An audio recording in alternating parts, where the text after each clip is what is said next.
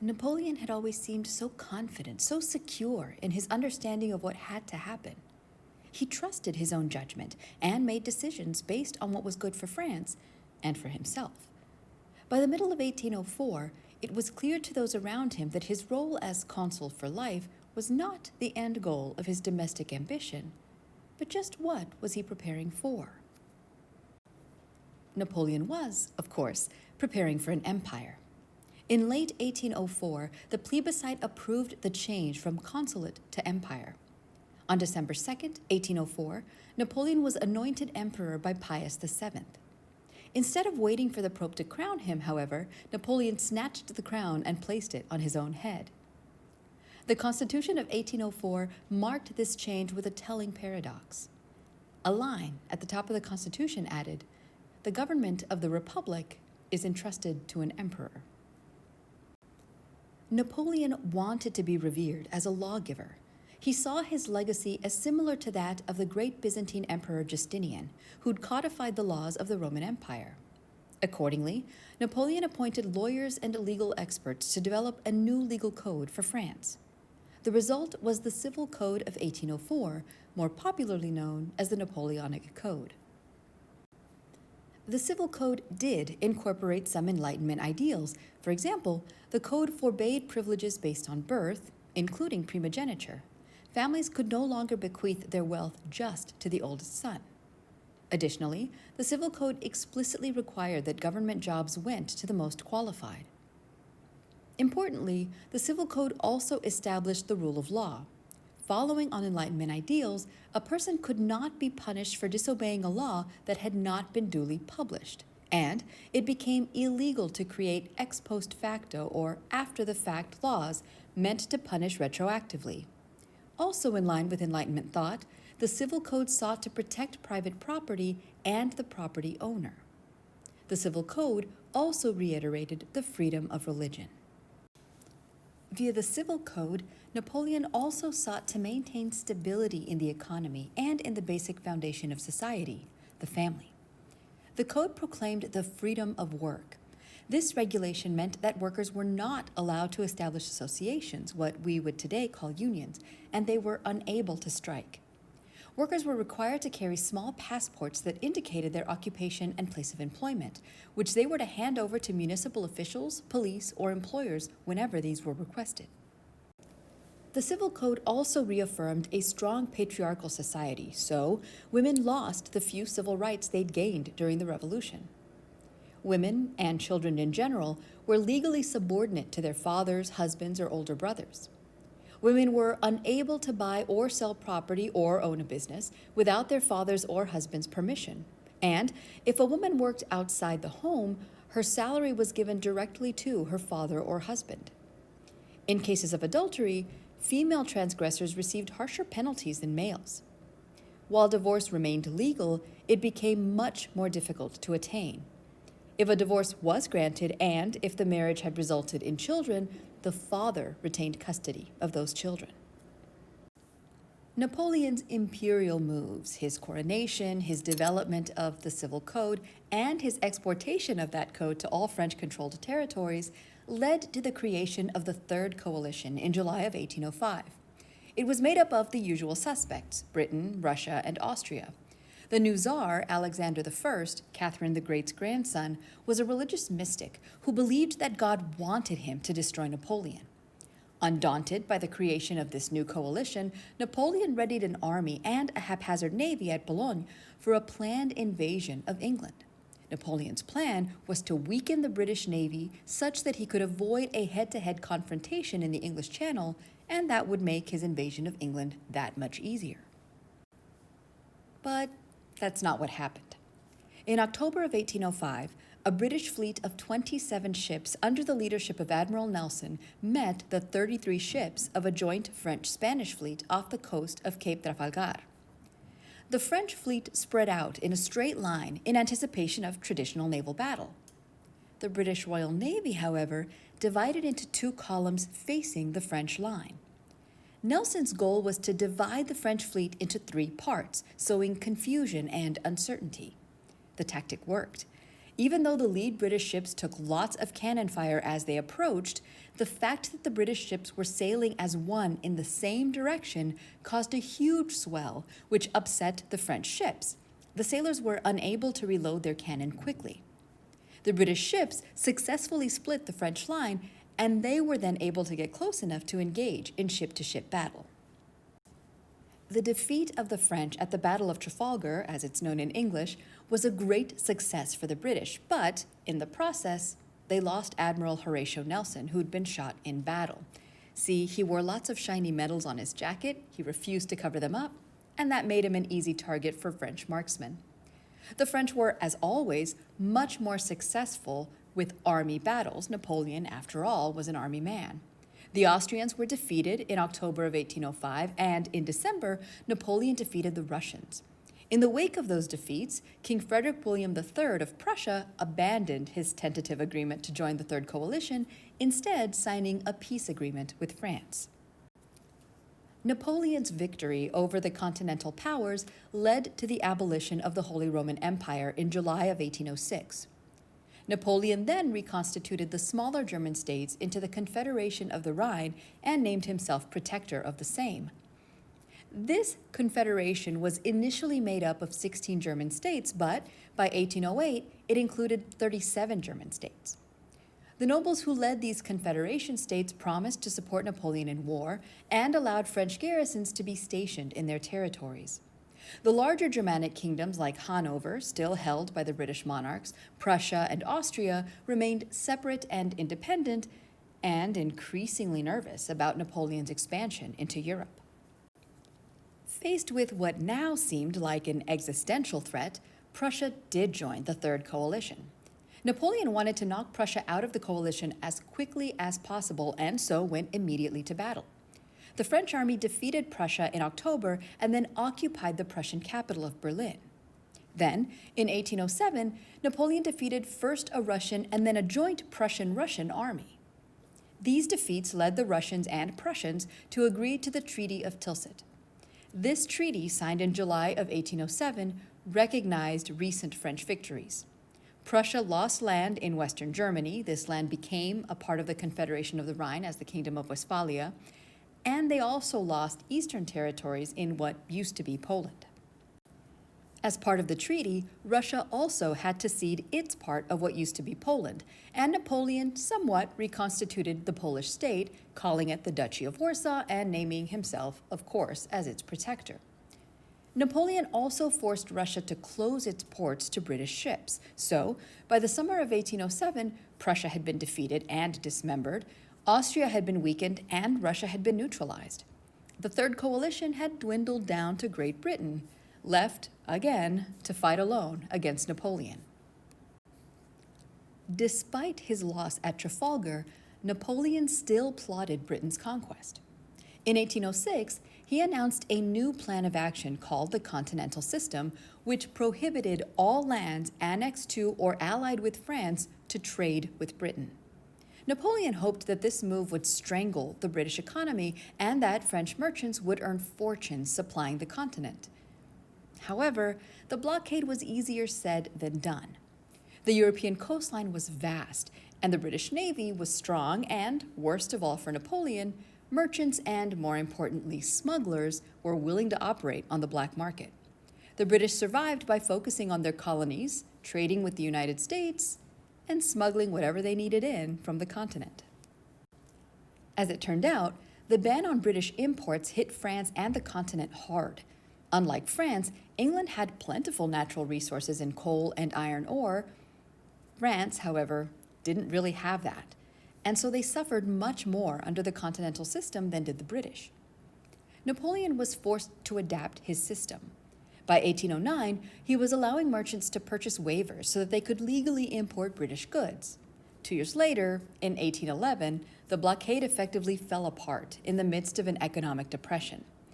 This depression was, in part, responsible for the deepening tensions between the United States and Britain, but, to Napoleon's dismay, even the outbreak of the War of 1812 did not destroy the British economy. Napoleon's continuing obsession with Britain led him into the long and bloody Peninsular War on the Iberian Peninsula. Back in 1805, the Spanish king, Charles IV, had agreed to help Napoleon fight the British for two reasons. One, the Spanish hated the British, and two, the Spanish wanted to cultivate Napoleon as an ally so he wouldn't conquer them. That battle at Trafalgar had ended in a British victory. Things weren't looking so good. Then, in 1807, Napoleon resolved to hit again at Britain by conquering their only active economy left on the continent, their ally, Portugal. In 1807, Charles IV agreed to let Napoleon march his great army through Spain to get to Portugal. The Portuguese royal family fled to Brazil, and Napoleon sent more French troops through Spain to secure Portugal. However, it turned out that the vast majority of the Spanish people disagreed with the monarch's decision to support Napoleon. A popular insurrection against Charles IV's alliance with Napoleon arose, leading to Charles's abdication and the succession of his son, Ferdinand VII. Believing that he could and should take advantage of Spain's instability, Napoleon threatened to conquer Spain unless the new king abdicated. Then he ran into Spain anyway. Napoleon removed Ferdinand and elevated his oldest brother Joseph as the new king of Spain. But Napoleon had underestimated the anger of both the Spanish and the Portuguese people. The people fought back against the French, forming guerrilla armies to fight against them. The Spanish church helped organize these armies against the French, serving as convenient places to meet and plan. Clergy also helped urge the remaining Spanish nobility to enter into an alliance that Napoleon could not have predicted. Spain and Britain agreed to work together to fight off the French.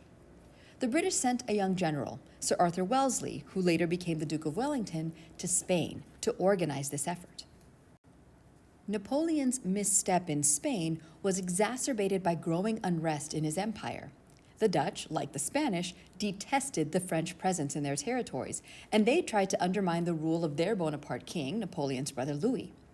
Then the Prussians, although bound by the Treaty of Tilsit, nonetheless also began moving towards fighting against Napoleon.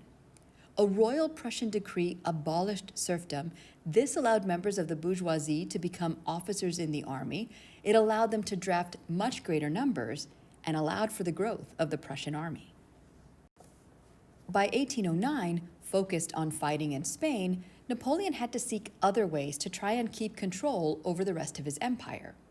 His best bet, he knew, was a political marriage. Unfortunately, he was already married. Napoleon realized that he needed a legitimate heir to inherit his empire, which meant that he had to get rid of his wife. He appealed to the Pope for an annulment, which the Pope refused to grant, so Napoleon pulled a Henry VIII-type move and arranged for a French bishop to annul his first marriage instead. He then began to shop around for a new wife. In 1810, Napoleon married Marie-Louise, the daughter of the Austrian Emperor Francis I. He didn't even take the time to attend his own wedding. He sent a proxy to stand in for him, saying, "I'm marrying a womb." Within a year, Napoleon was a proud papa. Marie-Louise gave birth to a son in 1811. And then it was 1812, an auspicious year, 1812. Napoleon's empire was at its height, but ever since Napoleon had managed to demolish the Holy Roman Empire in 1806, he'd had a new goal. Yes, to defeat Britain, but that hadn't happened yet. Another goal, though, was perhaps within reach. He just had to aim eastward. Except this time, it seemed as though his confidence and decision-making would really be tested in a short amount of time. Napoleon's newly minted relationship/alliance with Austria allowed him to move forward with his greatest military effort to date, the invasion of Russia. In June of 1812, Napoleon's great army of over 600,000 left France. They crossed through Austria and the Duchy of Warsaw, where Napoleon left reinforcements, and then entered Russia. While Napoleon had this huge army, it wasn't quite as good as it had been earlier in his reign. His finest troops were tied up in Spain fighting in the Peninsular War, So the army he took to Russia consisted mostly of soldiers drafted from his continental territories. The Russians, surprised by this attack, adopted a scorched earth policy. They burned and destroyed farmland and livestock ahead of the advancing Napoleonic army. Did that put enormous famine-like pressure on the Russian people? Yes, it did. But did that also slow down Napoleon's effort to conquer Russia? Why, yes, it did.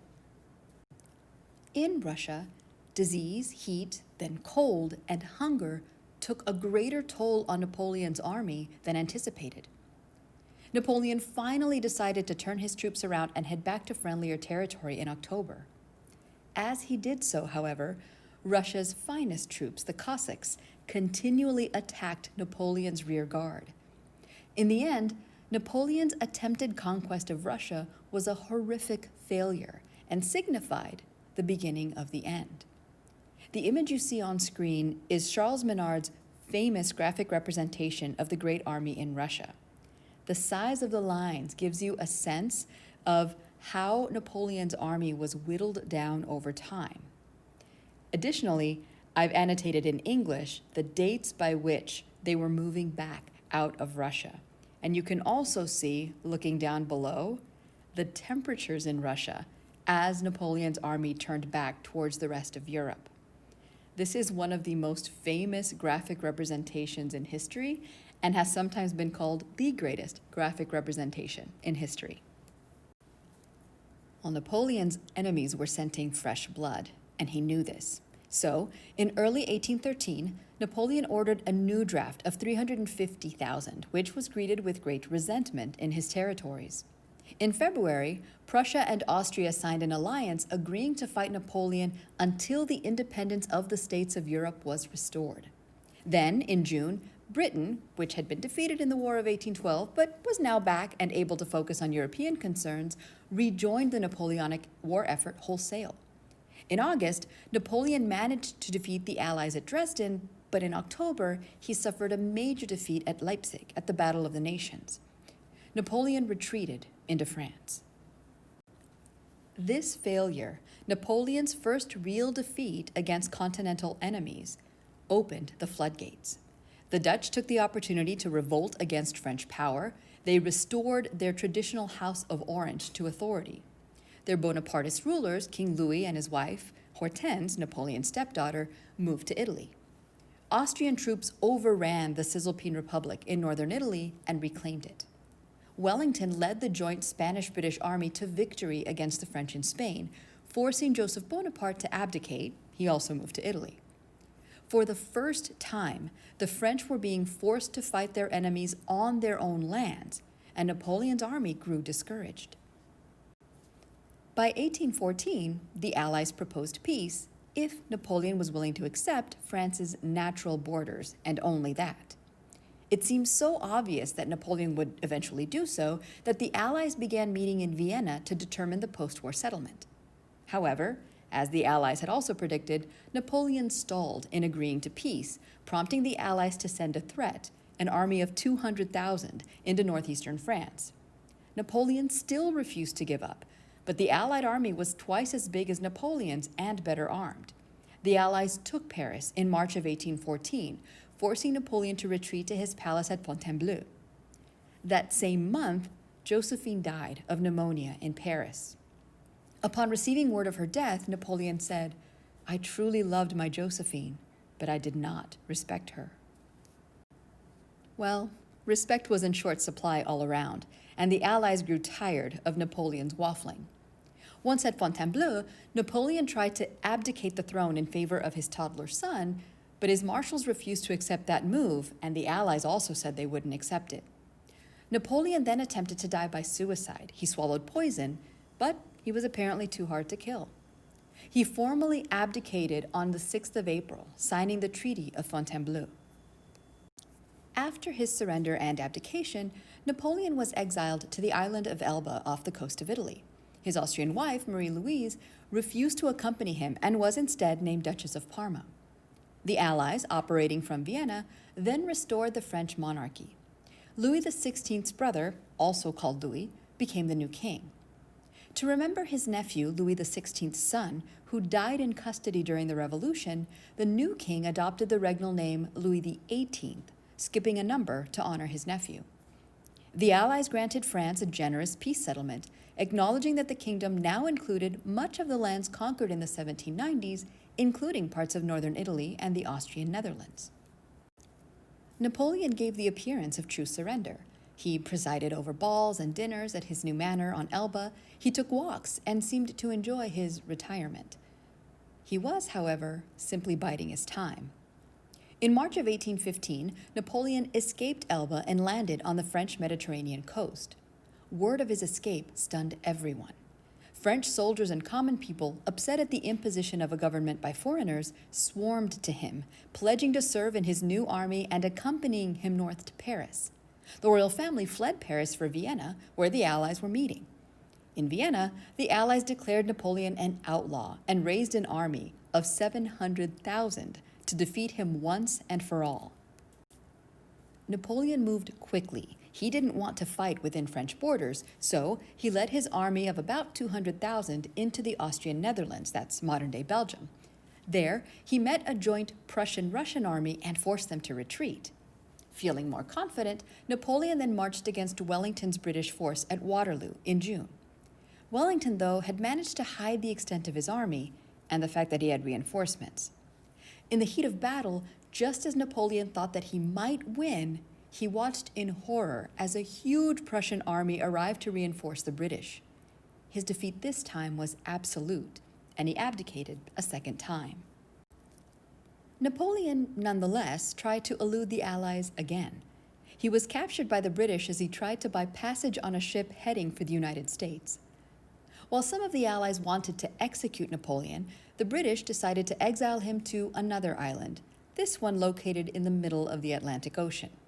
St. Helena was 1,000 miles away from any mainland. Unlike at Elba, Napoleon was kept alone and continually monitored by a rotating set of British soldiers. Back in France, Louis XVIII and his family returned to take the French throne, and the Allies would continue their post-war meeting in Vienna. Napoleon would die in 1821 from stomach cancer. According to his guards, his last words were, "France, Army, head of the army, Josephine." He was 52. Sometimes we ask what historical effect an individual can possibly have. Well, in the case of Napoleon Bonaparte, quite a lot.